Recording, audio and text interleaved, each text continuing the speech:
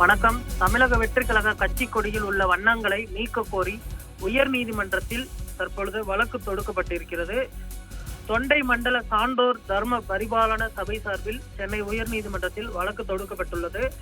தொண்டை மண்டல சான்றோர் தர்ம பரிபாலன சபை தமிழக அரசு பதிவுத்துறையில் பதிவு செய்யப்பட்டு அறக்கட்டளையாக செயல்பட்டு வருகிறது. இந்த சபைக்கு சிவப்பு, மஞ்சள், சிவப்பு நிறங்கள் இடம்பெற்றுள்ள கொடி உருவாக்கப்பட்டு கடந்த 2023ஆம் ஆண்டு வர்த்தக முத்திரைக்கான பதிவையும் சான்றிதழ்களையும் பெற்றுள்ளது. இந்த நிலையில் தாவேகா கட்சி தலைவர் விஜய் கடந்த 2024 தொடங்கி கட்சியின் கொடி அறிமுகம் செய்தார். அதில் சிவப்பு, மஞ்சள், சிவப்பு நிறங்கள் இடம்பெற்றிருந்தது. இதை எதிர்த்தும் தாவேகா கட்சி கொடியில் உள்ள வண்ணங்களை நீக்க உத்தரவிடக் கோரியும் தொண்டை மண்டல சான்றோர் தர்ம பரிபாலன சபை நிறுவனர் தலைவர் பச்சையப்பன் சென்னை உயர்நீதிமன்றத்தில் வழக்கு தொடர்ந்தார். அந்த மனுவில் தொண்டை மண்டல சான்றோர் குறிப்பிட்ட நிறங்களை கொண்ட கொடியை பயன்படுத்த உரிமை உள்ளது என்று தெரிவிக்கப்பட்டிருக்கிறது. இந்த வழக்கு இன்றைய தினம் விசாரணைக்கு வந்தது.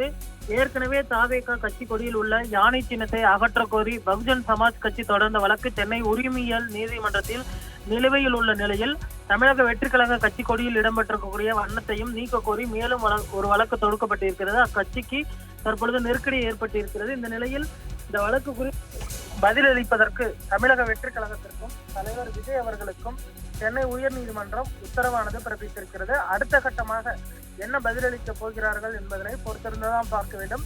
தமிழக வெற்றி கழகம் சார்பில் விரைவில் இதற்கு பதில் மனு தாக்கல் செய்யப்படும் என எதிர்பார்க்கப்படுகிறது.